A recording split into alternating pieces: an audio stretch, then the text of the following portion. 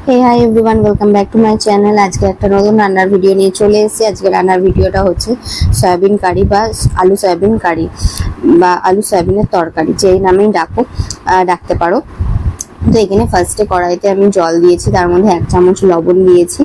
जल और लवणटा भालोभाबे फुटे उठले ओर मध्य दिए देबो सयाबिनगुलो। सयाबिन दिए एखाने 4 থেকে 5 मिनट सयाबिनटाके फोटाते होबे, माने যত ভালোভাবে ফোটাবে সয়াবিন তত সফট হবে। তো এখানে আমি কোনো সয়া চাংস বা প্যাকেট সয়াবিন ইউজ করিনি, এখানে লোকাল স্টোর থেকে আনা লুজ সয়াবিন ইউজ করেছি। আর ওই গরম জল সমেত সয়াবিনটাকে আমি আলাদা পাত্রে রেখে দেবো, তাতে সয়াবিনটা শক্ত হয়ে যাবে না, সয়াবিনটা নরমই থাকবে। আর এবারে আমি একটা অন্য পাত্রে তেল নিয়েছি, সর্ষের তেল। এখানে 2 চামচ মতো সর্ষের তেল নিয়েছি।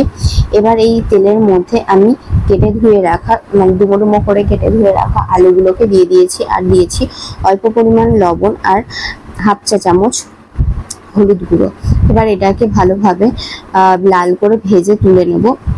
আর এখানে মানে হ্যাঁ এরকম গোল্ডেন কালার হয়ে গেলে পরেই তুলে নেব। আর এই সেম মানে আলু ভাজা তেলের মধ্যেই আমি দিয়ে দিয়েছি ফোড়নের জন্য জিরে, শুকনো লঙ্কা, গোটা গরম মশলা আর তেজপাতা ফোড়ন। আর এটা একটু ভেজে নেড়েচেড়ে নিয়ে এর মধ্যে দিয়ে দেব 2টো মাঝারি সাইজের কুচিয়ে রাখা পেঁয়াজ আর একটা টমেটো কুচি। আর এর সাথে দেব সামান্য পরিমাণ চিনি আর সামান্য পরিমাণ লবণ। এই চিনিটা স্কিপ করা যেতে পারে, যদি না চান চিনিটা দেবেন না। দিয়ে ভালোভাবে লাল করে ভেজে নেব। আর এটা দেখে ভয় পেয়ে যাবেন না, এত লঙ্কা দিয়েছি। এখানে আমি 4 থেকে 5টা লঙ্কা দিয়েছি, সবকটা লাল লঙ্কা ছিল বলে কালারটা রেড এসছে। এখানে আমি লঙ্কা, আদা আর রসুন পেস্ট করে নিয়েছি। এবার এই পেস্টটা ভেজে রাখা পেঁয়াজ আর টমেটোর মধ্যে দিয়ে দেবো, দিয়ে ভালোভাবে মিক্স করে কষিয়ে নেব। আর এই তলায় লেগে গেলে সামান্য পরিমাণ জল দিয়েও কষানো যেতে পারে। এটাকে আমি ঢেকে ঢেকে 2-3 মিনিটের জন্য কষিয়েছি। আর এখানে দেখো সাইড থেকে মানে তেল ছেড়ে দিয়েছে। এবার এর মধ্যে আমি গুঁড়ো মশলাগুলো দিয়ে দেব। এখানে আমি ইউজ করেছি কাশ্মীরি লঙ্কার গুঁড়ো, ধনের গুঁড়ো, জিরের গুঁড়ো আর হলুদ গুঁড়ো। এখানে আমি সব 1 চামচ করে ইউজ করেছি।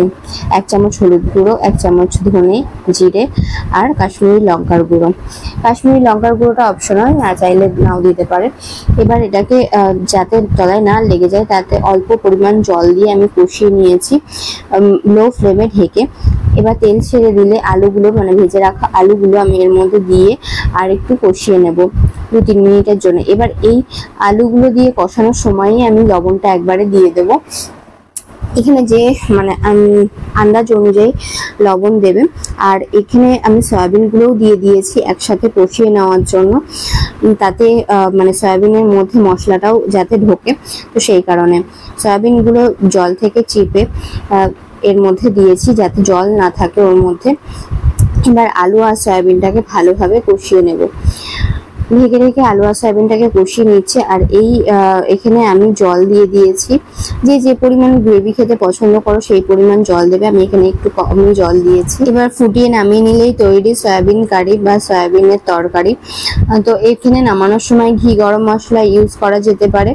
এখানে আমি ঘি গরম মশলা দিইনি, কারণ এখন গরমকাল এমনিতেই, তো সেই কারণে আমি ঘি গরম মশলা ইউজ করিনি। তবে তোমরা চাইলে ঘি গরম মশলা দিয়ে নামাতে পারো, তাতে টেস্টটা আরো দ্বিগুণ হবে। তো এই হচ্ছে রেডি সয়াবিনের তরকারি। এটা গরম ভাতে জাস্ট অসাধারণ লাগে। এটা রুটি, পরোটা, লুচি যা কিছুর সাথে খুবই ভালো যায়। তো কেমন হয়েছে অবশ্যই জানিও। আর খেতে তো দারুণ হয়েছিল। কেউ যদি এইভাবে বানিয়ে থাকো তাহলে কমেন্টে অবশ্যই জানিও। তো আজকের মতো টাটা, দেখা হচ্ছে নতুন একটা ব্লগে।